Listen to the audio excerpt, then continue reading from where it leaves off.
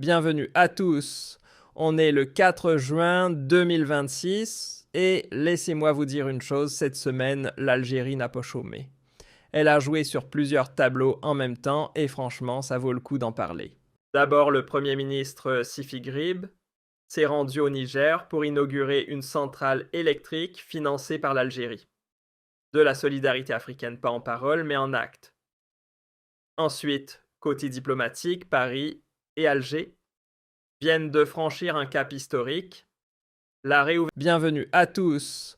On est le 4 juin 2026 et laissez-moi vous dire une chose, cette semaine, l'Algérie n'a pas chômé. Elle a joué sur plusieurs tableaux en même temps et franchement, ça vaut le coup d'en parler. D'abord, le Premier ministre Sifi Grib s'est rendu au Niger pour inaugurer une centrale électrique financée par l'Algérie. De la solidarité africaine, pas en parole, mais en actes.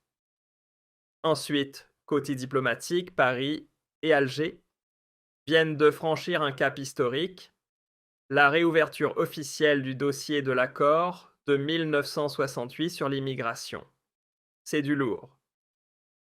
En parallèle, Tebboune a reçu au Palais du Peuple les champions algériens de Kaïlia Nemours jusqu'à l'USM Alger.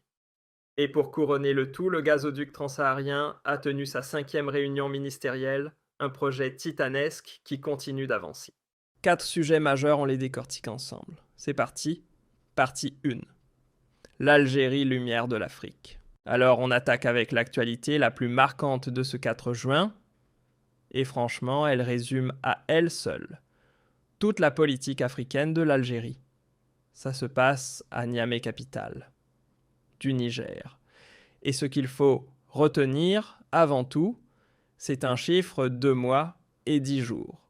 C'est le temps qu'il a fallu entre la pose de la première pierre, le 24 mars 2026, et l'inauguration officielle, le 3 juin 2026, de la centrale électrique de solidarité algéro-nigérienne à Gorubanda. 2 mois et 10 jours, un délai record. Cette centrale, c'est 40 MW de puissance, 2 turbines à gaz, de 20 MW chacune. Et surtout, et c'est là que ça devient intéressant, c'est un don. L'Algérie offre cette infrastructure au Niger sans contrepartie financière directe. On ne parle pas d'un prêt, on ne parle pas d'un contrat commercial. On parle d'un cadeau stratégique. Côté protocole, c'est le Premier ministre algérien Sifi Grib, mandaté personnellement par le président Tebboune, qui a co-présidé la cérémonie avec son homologue nigérien Ali Lamine Zein. C'est d'ailleurs Sifi Grib lui-même qui a salué, je cite, « la rapidité et l'efficacité des ingénieurs algériens ayant réalisé ce projet ». Sonelgaz International. La branche internationale de l'opérateur public algérien d'électricité a été mobilisée pour mener l'ensemble du chantier. Et quand on voit le résultat, en à peine plus de 2 mois, on comprend pourquoi il en parle avec cette fierté. Et là, on entre dans le volet le plus stratégique de toute cette affaire. Parce que cette centrale, c'est pas juste du béton et des turbines. C'est un projet de transfert de compétences. Entre le 4 et le 23 mars 2026, 8 agents de la Nigelec, la Société nationale d'électricité du Niger, ont été envoyés en Algérie, formés directement dans les écoles de Sonelgaz, sur l'exploitation et la maintenance des turbines à gaz mobile. L'idée, c'est clair, que les Nigériens fassent tourner cette centrale tout seuls en totale autonomie. Et ça, c'est pas rien. Mais attendez, c'est pas fini. Lors de l'inauguration, Sifi Grib a lâché une phrase qui a fait trembler les réseaux, comme elle a été le phare des révolutionnaires « L'Algérie sera le luminaire de l'Afrique ». Une formule lourde de sens. Une déclaration d'intention géopolitique à peine voilée, et derrière les mots, il y a les actes. En marge de la cérémonie, 3 filiales de Sonatrach, Enageo, Enafor et Naftal ont signé 3 mémorandums d'entente avec la SONIDEP, la société nigérienne des produits pétroliers. On parle de travaux de forage, de traitement de données sismiques, de coopération dans le secteur pétrolier. L'Algérie ne débarque pas juste avec de l'électricité, elle s'intègre dans le tissu économique du Niger en profondeur. Et pour comprendre tout ça, il faut zoomer sur le contexte. Le Mali, le Burkina Faso, ils ont claqué la porte à la France, viré l'ambassadeur français. Le Sahel est en pleine recomposition géopolitique. Et dans ce vide, l'Algérie se positionne comme l'alternative naturelle. Une puissance africaine non occidentale avec des moyens financiers, techniques et humains bien réels. Cette centrale au Niger, c'est autant un geste de solidarité qu'un coup sur l'échiquier géostratégique. Et Sifi Grib en a rajouté une couche, il a annoncé le lancement prochain des travaux d'une polyclinique et d'un centre de dialyse à Agadez, livré entre fin 2027 et début 2028. L'Algérie construit des hôpitaux en Afrique. On est bien au-delà de la diplomatie de façade. C'est une présence concrète, durable et assumée. Partie 2. France-Algérie, l'accord de 68 sur la table et le vrai bilan de la visite Sayoud. On passe maintenant au dossier le plus explosif de ce 4 juin et de loin. On parle diplomatie pure et dure, là. Les 1er et 2 juin 2026, le ministre algérien de l'Intérieur Saïd Sayoud débarque à Paris pour une visite officielle. Jusque-là, rien de fou. Il est reçu par Laurent Nunez, son homologue français. Ok.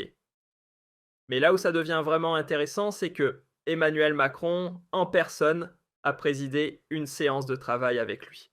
Macron, en personne, pour un ministre de l'Intérieur. Et pas n'importe lequel, un ministre algérien. En plus, l'ambassadeur de France en Algérie, Stéphane Romaté, était dans la salle. Alors je vous pose la question, vous avez déjà vu un président de la République recevoir en personne le ministre de l'Intérieur d'un autre pays? Non. Parce que ça ne se fait quasiment jamais. Ce niveau de réception, c'est un signal diplomatique énorme. Paris prend ce rapprochement très très au sérieux. Et pour comprendre pourquoi c'est aussi fort, il faut remettre le contexte. C'est la toute première visite officielle d'un haut responsable algérien en France depuis le début de la crise franco-algérienne de juillet 2024. Souvenez-vous, des déclarations politiques sur le Sahara occidental avaient mis Alger dans une colère noire et on avait frôlé la rupture diplomatique totale. Depuis début 2026, les choses se recollent doucement. En février, c'est Nunez qui avait fait le déplacement à Alger, reçu par le président Tebboune lui-même. La visite de Sayoud à Paris, c'est donc le match retour. Et quel match retour? Alors qu'est-ce qui s'est dit dans ces réunions? Plusieurs dossiers majeurs, mais il y en a un qui écrase tous les autres. Premier dossier, et c'est le gros morceau, l'accord franco-algérien de 1968 sur l'immigration. Cet accord, il a plus de 50 ans. Il définit les conditions de séjour de travail, d'études et de regroupement familial des Algériens en France. Concrètement, il leur accorde un statut à part différent de tous les autres étrangers. C'est un héritage direct de l'histoire coloniale entre les deux pays. La France demande sa révision depuis des années, parce qu'elle estime qu'il complique la gestion de l'immigration. Et l'Algérie, jusqu'ici, considérait ce sujet comme une ligne rouge absolue. Intouchable. Eh bien, le 2 juin, après la rencontre, Sayoud Nunez, le communiqué officiel du ministère français de l'Intérieur, annonce un truc inédit. Les deux pays ont décidé de travailler sur la base de propositions concrètes à l'initiative de la France pour faire évoluer cet accord. En clair, la porte de la renégociation est officiellement ouverte. Selon comment vous le voyez, c'est soit un recul historique de la position algérienne, soit une concession diplomatique savamment calculée. Mais une chose est sûre, c'est du jamais vu depuis 1968. Deuxième dossier, les expulsions et les fameux laissez-passer consulaires. La France voulait que l'Algérie reprenne ses ressortissants sous le coup d'une OQTF obligation de quitter le territoire français. Pendant des années, Alger avait tout bonnement refusé de délivrer les documents nécessaires à ces expulsions. En mai 2026, la France a confirmé qu'Alger avait finalement délivré 150 laissez-passer.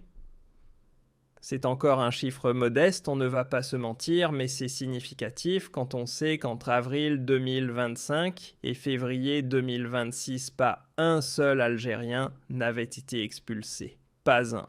Troisième dossier, le cas du journaliste français Christophe Glaizès, emprisonné en Algérie depuis plusieurs mois. La France en a fait une condition sine qua non à la normalisation complète des relations. Et le communiqué français mentionne explicitement, je cite, l'esprit du texte, une attention particulière portée à sa situation et à son retour en France. Mais attention, on reste lucide, aucune date, aucun calendrier précis n'a été posé sur la table. On est encore dans le flou à ce niveau-là. Quatrième dossier maintenant, et pas des moindres, la coopération sécuritaire. Les deux ministres se sont mis d'accord pour intensifier les échanges sur la criminalité organisée, la lutte contre le narcotrafic et la sécurité civile.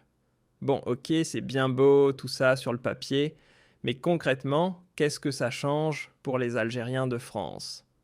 Ceux qui galèrent au quotidien avec ce contexte diplomatique. Alors, première chose, et c'est une vraie bonne nouvelle, la reprise de la coopération consulaire. Ça veut dire que les délais de traitement, papiers d'état civil, visas, démarches administratives, tout ça devrait enfin s'accélérer. Ça, c'est du concret. Par contre, et c'est là que ça devient tendu, la renégociation de l'accord de 1968, si elle aboutit, pourrait changer en profondeur les conditions de séjour de beaucoup d'Algériens en France. Et pour l'instant, personne ne sait exactement dans quelle direction ça va aller. Vous pouvez être sûr que les communautés algériennes vont surveiller ça comme le lait sur le feu. Mais ce qui est indéniable, et je veux qu'on soit clair là-dessus, le dégel franco-algérien, il est réel, il est structuré. On n'est plus dans le registre des belles paroles et des poignées de main pour les caméras. On parle d'une série de décisions concrètes documentées dans des communiqués officiels des deux côtés. Et ce que vous soyez pour ou contre, c'est un tournant. Partie 3. On passe maintenant au Palais du Peuple à Alger. Parce que ce mercredi 4 juin, Tebboune a sorti le tapis rouge pour les champions algériens. Et franchement, c'était un moment fort. Alors déjà, il faut comprendre le contexte. Depuis qu'il est au pouvoir, Tebboune a instauré une vraie tradition. Chaque année, il réunit l'élite sportive algérienne au Palais du Peuple pour les féliciter en personne. C'est pas juste protocolaire, hein ? C'est un message politique clair. L'État vous voit, l'État vous reconnaît, l'État vous respecte. Et ça, pour des athlètes qui se battent à l'international, ça compte énormément. Mais l'édition 2026, elle était d'un autre niveau, vraiment chargée en émotions. La star de la soirée, Kaylia Nemour, championne du monde de gymnastique artistique. Cette fille, elle est devenue une icône. Ses performances aux barres asymétriques l'ont propulsée parmi les meilleurs gymnastes de la planète. Et au-delà de ces résultats, ce qu'elle incarne, c'est toute une nouvelle génération formée en Algérie ou dans la diaspora, qui rivalise aujourd'hui avec l'élite mondiale. Tebboune lui a remis sa distinction en main propre photo-souvenir ensemble. Un moment symbolique énorme. Et puis deuxième temps fort, et pas des moindres, la réception de l'USM Alger. Champion de la Coupe de la Confédération africaine 2026. En mai, les Rouges et Noirs ont écrasé le Zamalek d'Égypte en finale pour décrocher leur deuxième trophée continental de l'histoire. L'entraîneur sénégalais Lamine Ndiaye et tous les joueurs, ils étaient tous là au Palais du Peuple. Le trophée a été présenté directement à Tebboune. Et Ndiaye a déclaré que ce travail est couronné par cette réception du président qui a suivi la finale comme tous les Algériens. La Coupe africaine est de retour en Algérie et l'État la célèbre comme il se doit. Sur le volet sportif, la suite. Mais attendez, c'est pas fini. Parce que cette cérémonie, elle a aussi mis en lumière toute une série de champions individuels qu'on oublie trop souvent. Le sauteur en hauteur, Younes Ayachi. Le coureur, Zakaria Touaria. Mehran Abdelmoumen Adimi, champion de Kung-Fu. Les karatékas Silya Wikenni et Louisa Abourich, médaillés à l'étape de Rome de la Première Ligue mondiale. Le judoka Drissou Redouane. Et puis l'équipe nationale féminine de handi-basket sacré, championne d'Afrique 2026 pour la 6e fois consécutive. La 6e, les amis. Respect absolu. Et ce qui est intéressant, c'est pas juste la liste de noms, c'est ce que cette cérémonie dit en creux.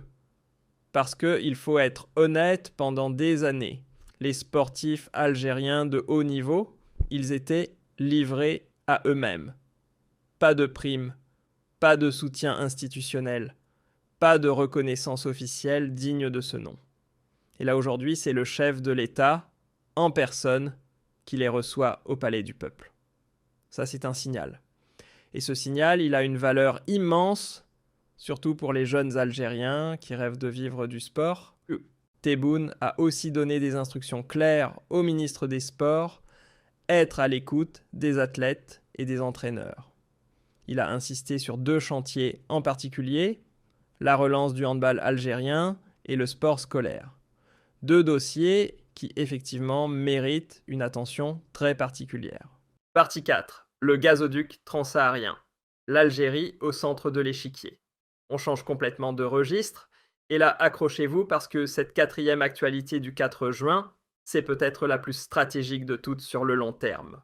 Ce mercredi, Alger a accueilli la 5e réunion ministérielle du comité de pilotage du projet de gazoduc transsaharien, le fameux TSGP, Trans-Saharan Gas Pipeline, coprésidé par le ministre algérien de l'énergie Mourad Adjal et son homologue nigérien. Alors pour ceux qui ne connaissent pas le TSGP, c'est quoi ? C'est tout simplement l'un des plus grands projets d'infrastructure sur le continent africain. Le concept est simple à comprendre, mais titanesque à réaliser. Relier les champs gaziers du Nigeria dans le golfe de Guinée à l'Algérie en passant par le Niger et en traversant le Sahara. Plus de 4000 km de canalisation. Oui, vous avez bien entendu. 4000 bornes de pipeline à travers le désert. Alors ce gaz nigérian, une fois arrivé en Algérie, qu'est-ce qu'il devient ? Il se connecte aux gazoducs déjà existants, ceux qui traversent la Méditerranée pour alimenter l'Europe, et ça c'est la beauté du projet. L'infrastructure est déjà là, il suffit de la nourrir. Ce projet, le TSGP, il traîne sur le papier depuis des décennies. Mais depuis 2022, tout a changé. Les études techniques ont avancé. Les financements sont en négociation. Et surtout, la guerre en Ukraine a tout accéléré. L'Europe cherche désespérément des alternatives au gaz russe et ce gazoduc transsaharien est devenu une réponse crédible. Cette 5e réunion ministérielle du 3 juin, elle confirme une chose simple, le projet avance. Et pas qu'un peu. Le comité de pilotage, c'est du sérieux. 3 pays, autour de la table Algérie, Niger, Nigeria, qui font le point, qui identifient les obstacles et qui prennent des décisions ensemble. C'est de la gouvernance concrète. Et pourquoi l'Algérie est au cœur de tout ça ? Parce que sans elle, ce gazoduc n'existe tout simplement pas. Elle est le passage obligé entre le Nigeria et l'Europe. Point final. Mais ce n'est pas juste un rôle de transit. Pour l'Algérie, c'est une opportunité en or. Accueillir du gaz nigérian dans ses propres réseaux, ça veut dire proposer des volumes supplémentaires aux Européens sans toucher à ses propres réserves. C'est du génie stratégique. Et il faut regarder le contexte global de cette journée. Le même 3 juin, Tebboune a reçu au palais d'El Mouradia les ministres nigériens et nigérians des hydrocarbures. 2 réunions majeures, le même jour, au même endroit. Vous croyez que c'est un hasard ? Absolument pas. C'est une diplomatie énergétique parfaitement orchestrée. Chirurgicale même. Si ce gazoduc aboutit, et tout indique qu'on va dans cette direction, l'Algérie devient la colonne vertébrale énergétique d'un axe qui va du golfe de Guinée jusqu'au marché européen. Une position géostratégique unique au monde. Personne d'autre ne peut revendiquer ça. Alors, résumons ce 4 juin 2026. Une journée absolument massive. La France et l'Algérie ont ouvert officiellement le chantier de la révision de l'accord de 1968. Sayoud a été reçu par Nunez puis par Macron lui-même. Les dossiers des OQTF de Christophe Glazyz et de la coopération sécuritaire avancent concrètement. Le dégel franco-algérien, il est réel, il est documenté, il est en marche.